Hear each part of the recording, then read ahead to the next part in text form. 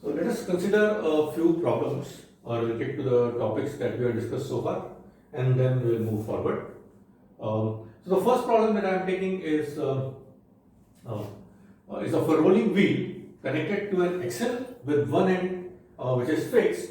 So basically the system is then, so let's say if this is my wheel with the axle, and the diameter of the radius of the wheel and the distance from the fixed point is given, and for simplicity we have taken it as the same. So R, mass of the wheel is M, and the wheel is, the axle is fixed at this point, which we have taken as our z-axis in this particular case. And now what is happening is, if this wheel starts to spin, right, then basically it's going to roll about in this xy plane about this z-axis. So then we have two motions. One is the spinning of the wheel. So the way I have drawn it, I have put a cross here just to show that the wheel is actually spinning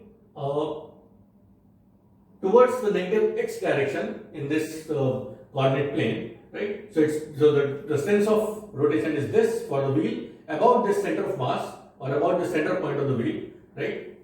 And similarly, when the wheel spins like this, it's also going to go in the negative x, then negative y, then positive x, positive y. So because of this pivot point, it's also going to make a circle in the xy plane.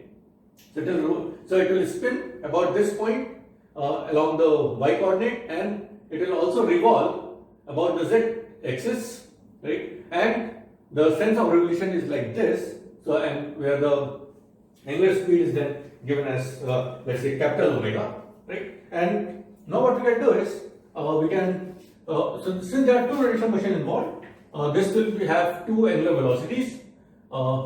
The spin angular velocity, or the small omega, let's call it small omega, will be in this direction instantaneously at this instant, and similarly the rotation about z-axis will have it will be in this direction. So this will be then the direction of this revolution, the angular velocity, altered angular velocity, capital omega, right? So we have these two, and the task is to find the total angular velocity. So find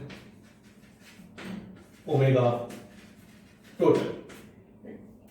Okay, and now since we know that omega is a vector, what we can do is we can find out what is omega because of the spin, what is omega because of this orbital motion, and we can vector sum them and then find out what is the total omega. And once we have the total omega, we can also find out what is the angular momentum of this system, total angular momentum of this system, right? Okay. Now to start with, one thing that we need to first find out is the relation between this capital omega and small omega, right? And this again comes from something similar to what we used to do in normal translinear mechanics, find out the constraint conditions in the system. Here, the condition, as we have already discussed in some other examples, is the system is rolling without slipping. So the wheel is rolling as well as moving forward, right? And what that means is, in this particular for these kind of systems, is that any point, so the point of the wheel which is in contact with the ground, right, will be in the left frame will basically be stationary, right? Because that's what it means when you say rolling without slipping. And so that means the total velocity here is 0. So this implies, let's say the velocity of this point, or the speed of this point c, is equal to 0, right? And this is then, since the motion of the wheel comes from two factors, one is the spin about the center of mass, another is the rotation about the z-axis, right? So you can write this as vc because of omega, so velocity of the point c because of its spin motion, plus velocity of this point because of the orbital motion, right? So then this condition will then give us a relation between this small omega and capital omega, and we can find it out. So we know that so if we are just talking about the magnitudes, then the condition we will have is Vc omega is equal to, let's say, the magnitude is equal to Vc capital omega, right? And this is nothing but, so what is the velocity of this point because of this spin? It's nothing but omega r. So omega r. And what is the velocity of this point because of this orbital motion? So again, since the distance of any of the points on the wheel from the axis is r, it's going to, this point is going to basically trace a great circle of radius r with angular velocity capital omega. So this velocity is then also equal to,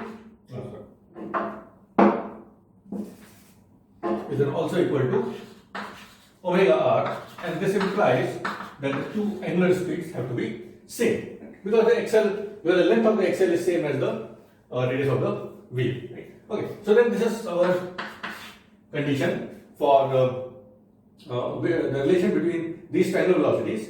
And if this is the case, now we can also write down what is total angular velocity. So we know that the angular velocity small omega is pointing towards z direction, or in the minus or in the negative y direction. This is towards the positive z direction. So omega total is then, well, omega because of spin, so that is minus omega j cap plus omega k cap, right? And this is nothing but, since omega and omega are same, we can also write it down as, in terms of this spin, omega minus j cap plus k cap. So omega total is this, and from here, since both angular velocities are same, it's also clear that theta omega, or the actual direction of omega, is going to be 45 degrees, right? So of course, so basically this is my omega cap, this is my omega cap, right? So this will be then omega total cap. Okay. Okay. Now what about the angular momentum? We can also find the angular momentum for the system, right? And for angular momentum, what we have to do is, now again, we know there are two angular velocities, omega and capital omega. So we'll find out the angular momentum because of both of these, and then angular momentum, total angular momentum will be simply vector sum of these two.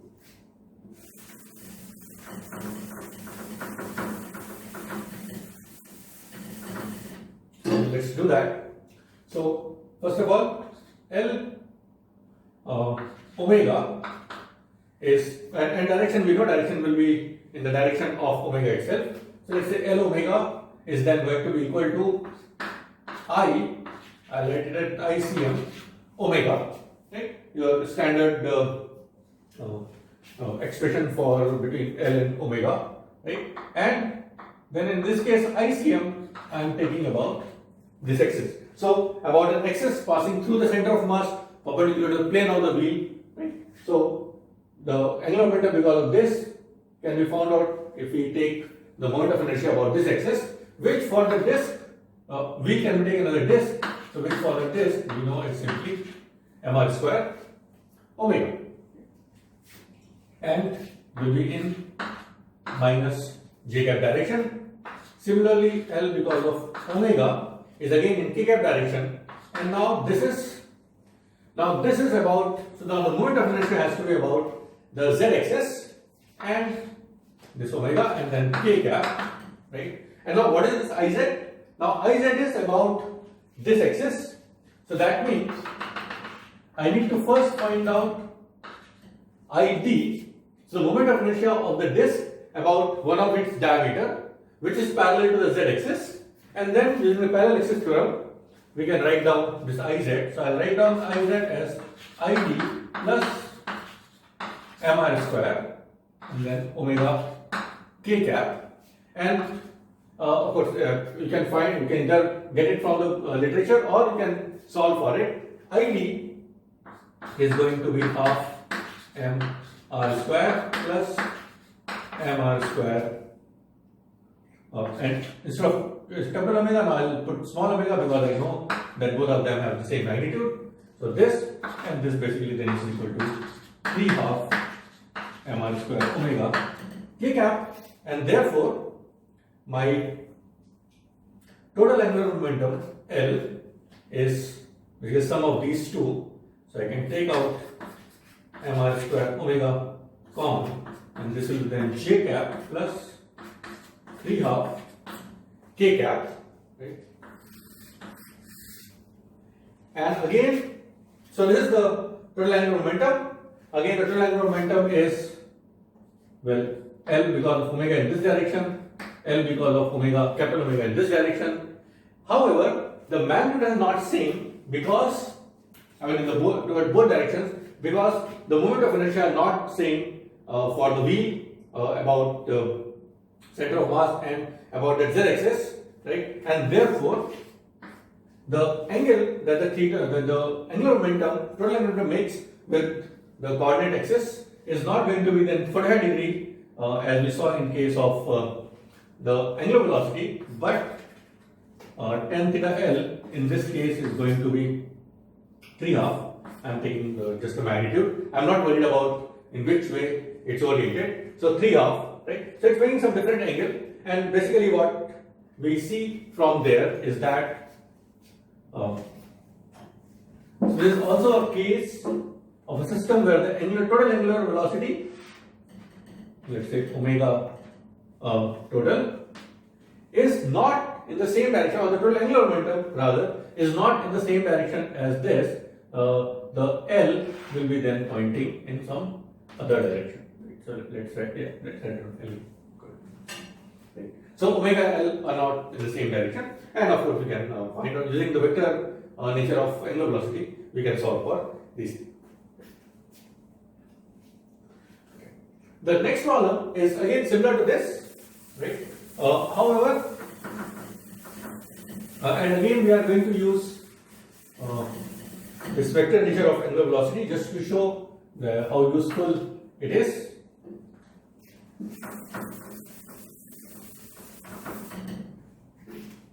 And the problem is of a rolling cone, right? So you have seen, so I mean, normally if you have a cylinder and you roll it on a surface, the cylinder will typically go in a straight line, so keep on rolling. Of course, again we are considering rolling without slipping. If we do the same thing with a cone, right? If you take a cone and you start rolling it, we see that it doesn't go in a straight line. It will actually be pivoted, kind of pivoted at the vertex and make a circular motion, right? And we just want to analyze this problem. So again, let us write down our show our axis like this. And now let's say I am having a cone which is instantaneously oriented like this. So let me write down this is y, this is x, this is z, right? And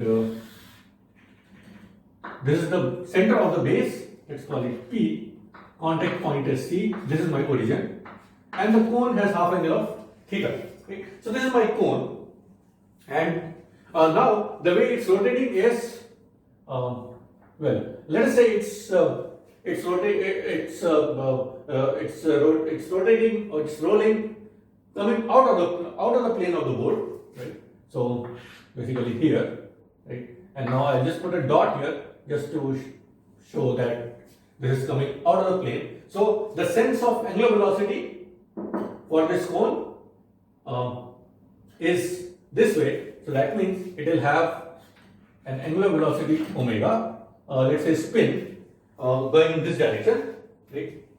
And while the cone spins about its axis, it's also going to revolve in the about the z-axis, right? Because of its right. So if it revolves about the z-axis, then it also has an angular velocity which is then going this way. It again comes out. It makes this circle. So any point will again make a large circle like this, right? And here we'll also define a few more parameters. Let us say the radius of the cone is r, which actually don't need. What we need is the height of the cone h, and let's say this contact point. Of course, it's a solid cone, so all the points are in contact with the ground. So you can take any of the points, let's say C, and call this distance as y. Right? Just to write down the parameters of the system. Right. So now this is the sense of rotation of z. So now because of this orbital motion, it will again have an angular velocity, which will now point in the, so the omega is coming from the board, going into the board. So the sense of omega unit vector is negative z direction, and this we'll call as omega. Let me see, what did I write down? Oh, okay. We can call it again capital omega, just like the previous problem, right? And now we have these two angular velocities. All we have to do is find out the total angular velocity of this cone, right? What is the angular total velocity of this cone? Okay. So first thing, let us find out what is the constraint condition, right? And that is that any point of contact should have zero speed or zero velocity, right? So for that will give us our constraint condition. So again, rolling without slipping. So this implies velocity of the contact point because of omega is same as velocity of the contact point because of this omega, for the opposite direction, that's why they cancel out, right? But the magnitude is same. Now velocity of the contact point because of spin of the cone is nothing but omega r, and velocity of the contact point, this, because of its revolution about this z axis, is distance of the contact point from z axis, because that forms the radius of that grid circle, right? And the angular velocity, so omega y, right? This is the relation. And now what I can do is, looking at this diagram, looking at this figure, I can write down the radius of this cone in terms of this value of y, right? So r is then nothing but I think y sine theta. So it's omega y sine theta is capital omega y, and this implies that capital omega is omega sine theta. So this is one. We just write it down here. Omega is small omega sine theta. So this is the relation, right? And now we can now what we need to do is we need to find out one of the angular velocities in terms of, now we need some other known value, right? The way the problem will be described. So what is also given is that the base, let's say velocity of the center of base of the cone is v. Let's say this is given. Right? If this is given, then see this point also will trace out a grid circle about z axis, right? With this distance, which is nothing but h cos theta, right? So if this velocity is given as v, then we know that v is going to be equal to omega h cos theta, or omega is then nothing but v over h cos theta. So this way now h is given, v is given, half angle of the cone is given, so we can find out what is this capital omega. If we know capital omega, we also know what is small omega, which is nothing but then v over h cos theta sin theta from this relation. So now we have both the velocities, angular velocities. Of course, we have this is their magnitude, and the directions are like this. The omega s is at any given instant. Let's say if the cone is oriented about y axis like this, then omega s is making an angle theta. With the y axis, capital omega is in the negative z direction. So we know the direction of these with respect to our coordinate frame as well as with respect to each other also. And now we can find out the total omega. So let's say omega total, and this is then nothing but omega square plus 2 omega cos of angle between omega and small omega, which is the 90 plus theta. So 90 plus theta. If you solve this, you can get omega total is equal to, the magnitude is equal to V by H sin theta.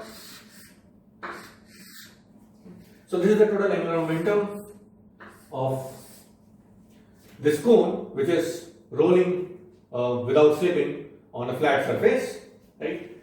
And so again, like here, omega, this is omega, and now I leave it as exercise to you to show that the magnitude is this, direction of this total omega is going to be about along the y direction. So instantaneous y direction, and of course as the cone rotates, this direction also rotates, but at this instant it's pointing in the y direction, right? Okay. So this is an exercise. Show that direction of omega total is in y. Okay. So that's another problem where we could use this vector nature of the angular velocities. Now let us end with another simple problem where we could use the vector nature, as well as we'll also use the tensor form of the moment of inertia, right? And to see how we can apply the exact relationship to find out angular momentum and torque for a given system.